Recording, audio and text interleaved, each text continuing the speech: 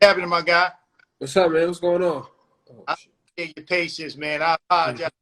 Yeah, my last convo ran over. I was talking with Lloyd. I know Lloyd for a minute, so it ran over. So I apologize. Nah, it's all good. I was tuned in. I was paying attention. A Oh, lot okay. of gems. Yeah, man. But it's all about you right now.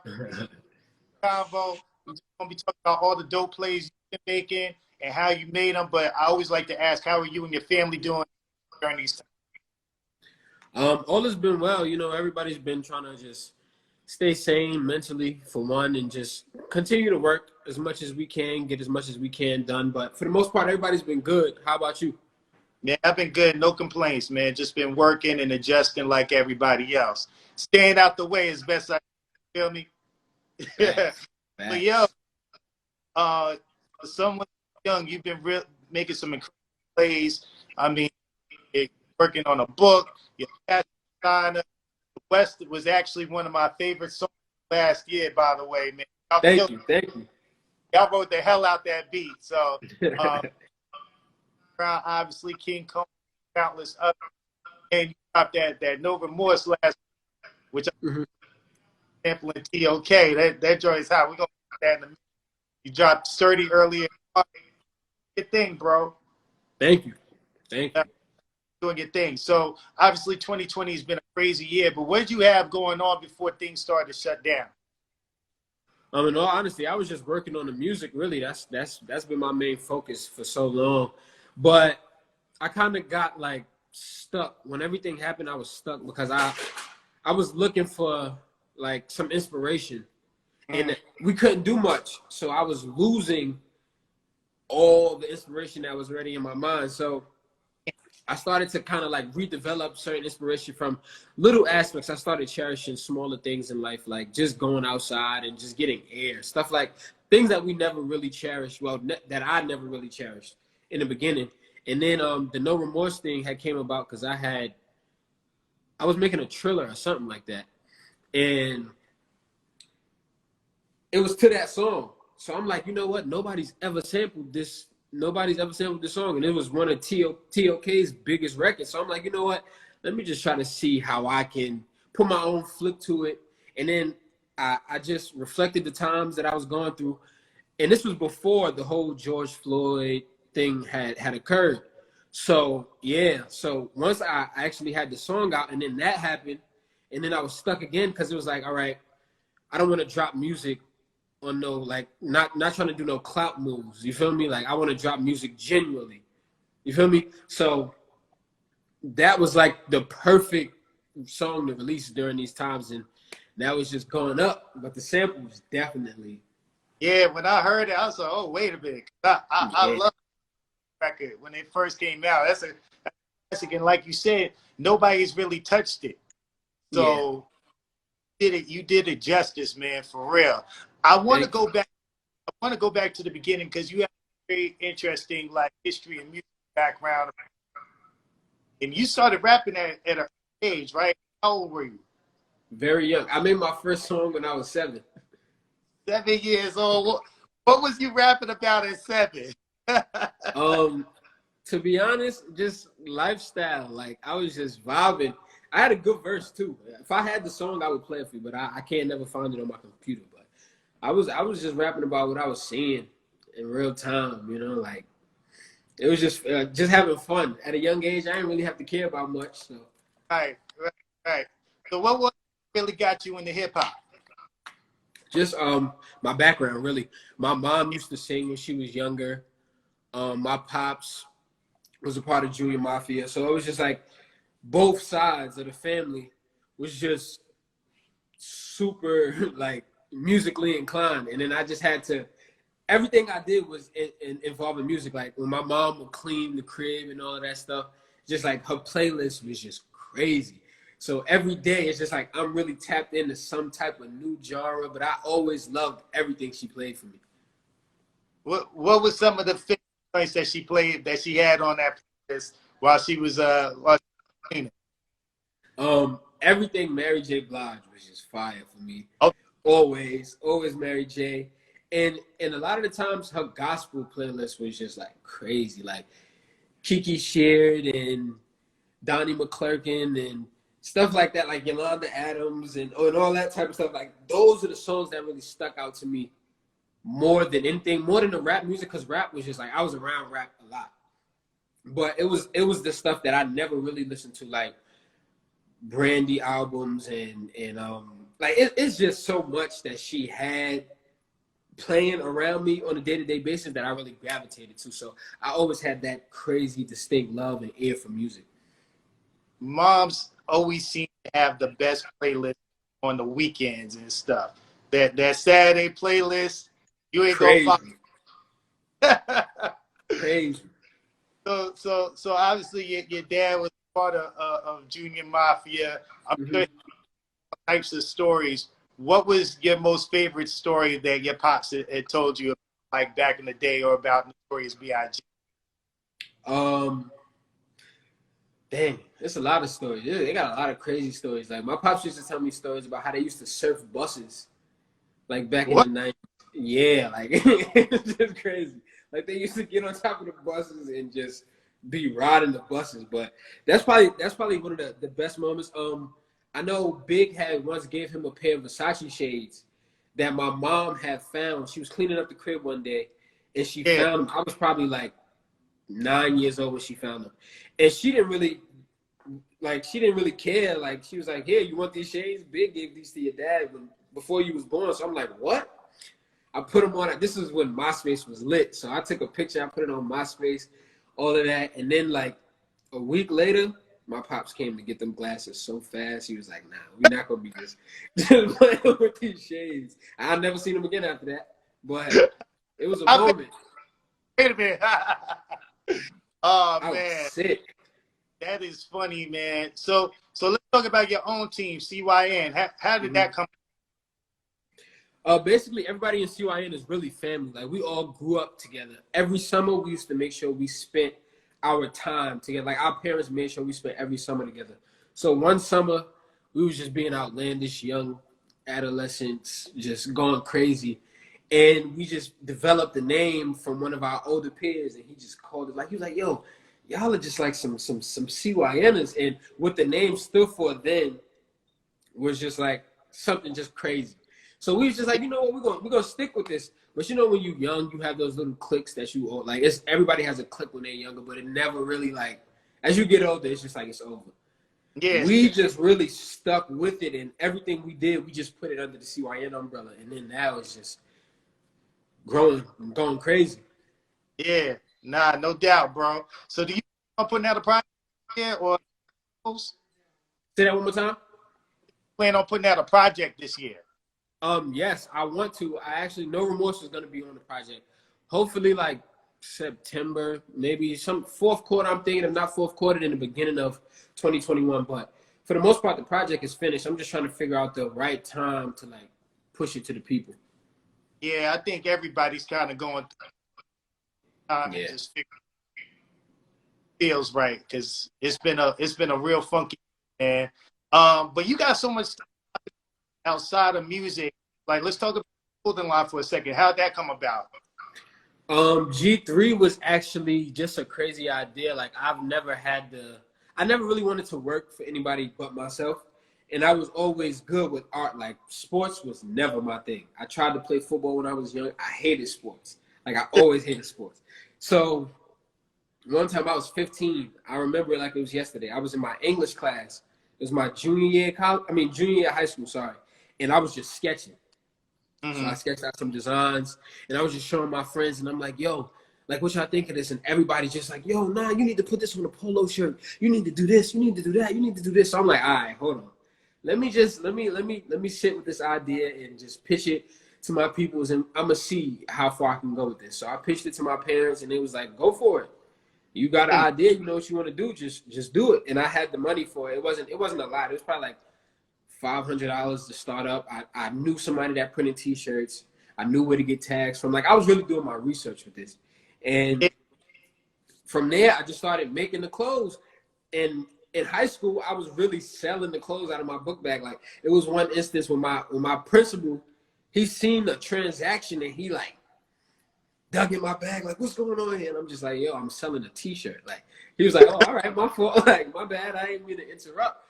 But I was really doing my thing, and I was only 15, 16. So for me, it was just like, nah, this is lit. I want to do this forever. That's dope right there, man. Then you're also in the process of writing a book out here.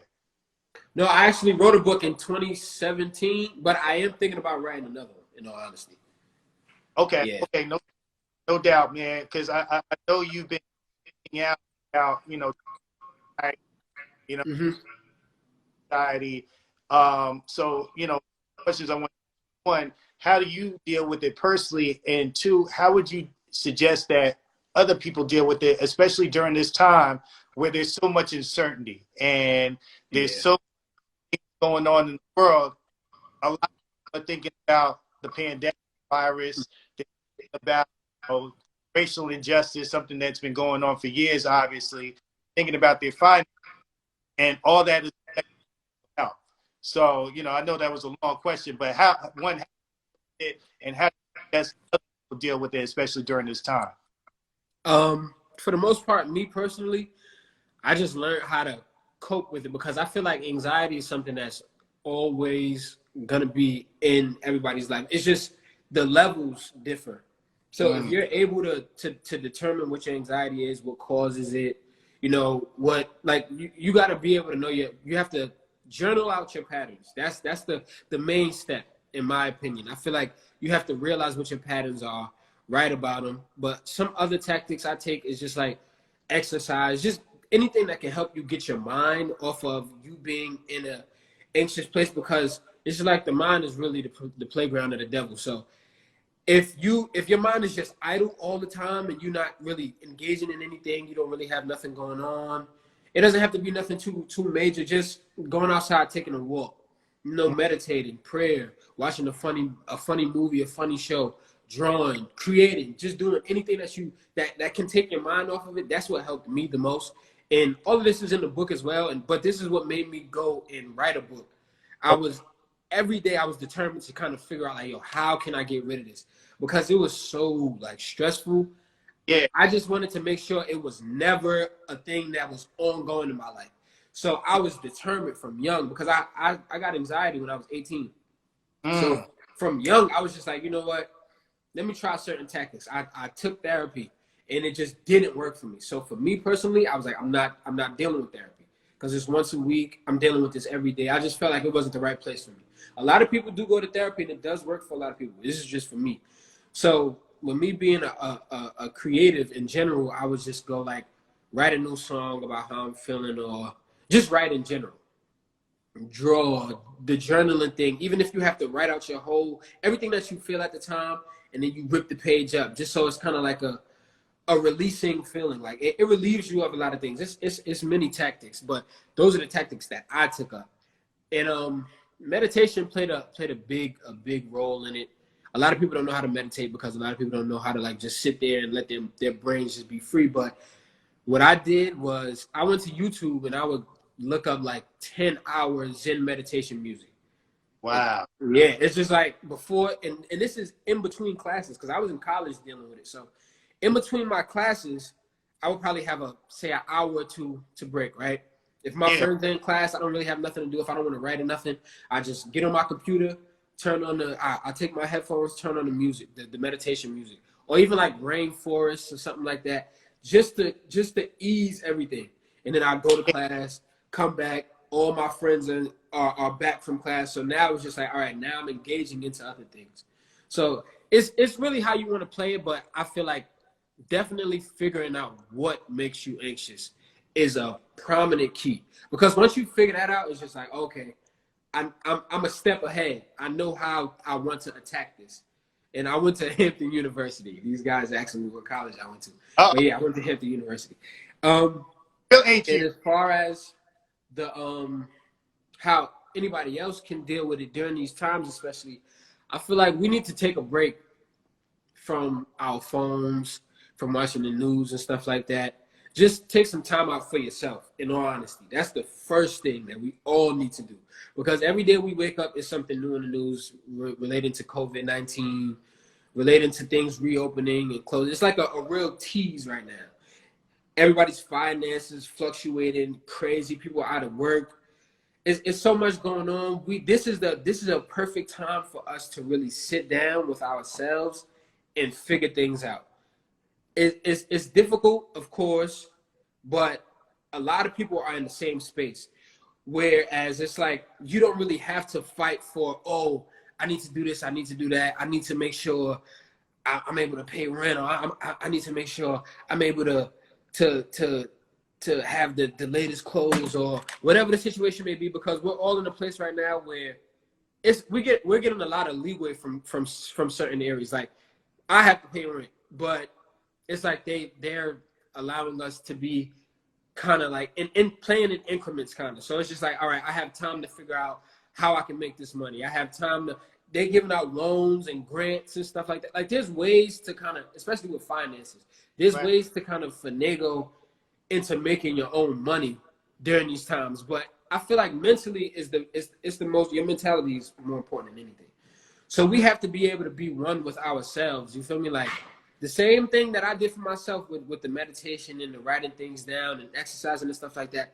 We have to practice those same tactics in this current state, because nobody knows what's going to happen tomorrow. We don't know what's happening now. We don't know what's going to happen tomorrow. So us putting all of that wear and tear on our bodies, trying to worry about, oh, what's next? We need to not really worry about it, but move forward with a plan. We need to have plans on how we want to evolve. What's next for us? What's the next business plan? Now that nobody is busy right now. You feel me? Yeah. It's like everybody has some type of time. Yeah. Let me rephrase that. People are busy, but everybody has some type of time. You feel me? Right. So it's not like everybody's just like, oh no, I can't do this or I can't do that. You got all the time in the world. They're reclosing states. You feel me? Like it's so much that plays into this, and it's a lot. But I feel like it all starts with yourself. And a lot of people need to pray too. I don't know if people don't think prayer works, but prayer works. Especially if you believe in it, you gotta have faith in your prayers as well. Don't just pray because everybody's telling you to pray. Actually have faith, and then stand on your prayer. Work toward whatever you're praying for. That's another thing. A lot of people don't like to work toward anything. They just pray and think God is just gonna reward them with all the benefits and the blessings. No, you have to be able to work toward that. If you want to be mentally sane, you have to work towards sanity. You understand? Like you have to work towards everything. And that's really the biggest thing. Bro, you dropped so many in there, man. I'm gonna have to go back and rewatch that.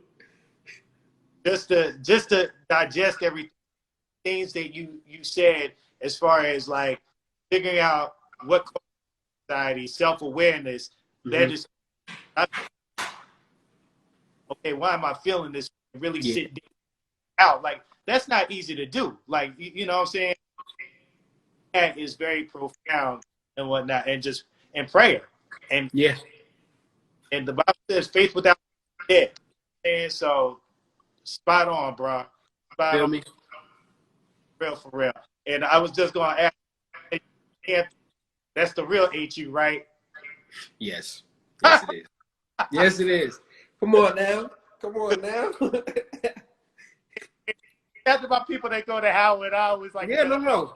Love. Shout out to them, but come on now. Yeah, I went to Morehouse, so all HU. Facts. I'm gonna wrap up on this question right here. Obviously, 2020 being a challenging year, but it's also been a year of self-reflection. People have time, people have time to kind of realize things about themselves. They get more clear. There's less distractions. Is there anything you feel like you realize new about yourself or just life in general during this time? About me, I got the chance to really realize that I had a lot of flaws that needed to be worked on. Everybody has flaws, but I was able to call a lot of things out. I was able to call myself out on a lot of things, rather. Like being just being confident about certain stuff and speaking up on certain things. Just these are little things that I learned about myself during these times. But outside of that, me being a creator, I realized that things like discouragement and what ifs, those moments, they're a part of the process. That's one thing that I really got to realize, and it's sticking with me, because it was a lot of the time, especially during the quarantine time from like March to like May, where it was just like, damn, now what am I gonna do? Like, it seems like the world is changing in a way that nobody really knows. Like, nobody knows how to adapt to this fast. So for me, it was just like, damn, I stopped making music for like a month. I wasn't making no songs. I wasn't even writing. Like, I wasn't doing anything. So it was always a discouraging moment where it was just like, damn, is this really what I need to be doing? Do I need to kind of go figure out another play? Like, do I need to go take up another profession? Is this really for me? What am I really supposed to be doing? But I got the chance to sit down and really understand, like, this is really a part of the process. Everybody has this moment. And then on top of that, I was able to get back into a creative mode because I was regaining inspiration, but just from everyday living. Being able to wake up and go exercise, or being able to wake up and see, oh, this is closed, but this restaurant is open for takeout. Like, just being able to reflect every moment, just looking at the moon and seeing how clear the sky was. Yeah. Being that we were quarantined, like, I was noticing things like that. I would sit on top of my car and just at night look at the moon. It's just like, yo, we could see the moon in the daytime. That's how clear the air quality was. Like, just sticking with stuff like that and really just taking that stuff in and really engaging that and putting that into the music helped me kind of create the No Remorses and everything else that I was able to create when I did create during the quarantine. And those are really the things that I really was able to learn about myself and about life. Just being able to cherish life, like planting a flower and watching it grow over time. You feel me? Like, little things, waking up earlier, going for walks. Like, I never really took walks to just to think about things until quarantine happened. Like, it made me realize smaller things in life really are important. And that's probably the best thing I could say can happen that happened with this whole quarantine thing going on for me personally. Man, that's real right there, bro. I mean, I hope people were paying. Like, those are the type of things that you have to use this time for. Like, we don't know what's going to happen. All we can know us. So, as again, very profound, bro. I really appreciated talking to you. And thank you for having me. Drop some gems on me. You know what I mean? Go ahead, thinking about some stuff, man. But talk though. You know, once things open up, I'm here in Atlanta. I know we're out of control right now. Things like make sure you come through down here to the office so we can chop it up in person. For sure. No, I'm definitely coming through. Thank you for having me again, though, for sure. Let's stay locked in, man, and make sure we do some stuff with the No Remorse, because I really do rock with the song. Thank you, for sure. I'm keeping in contact. Yeah, for sure. Please do, man. Stay safe. You too. All right, my man. Later. All right.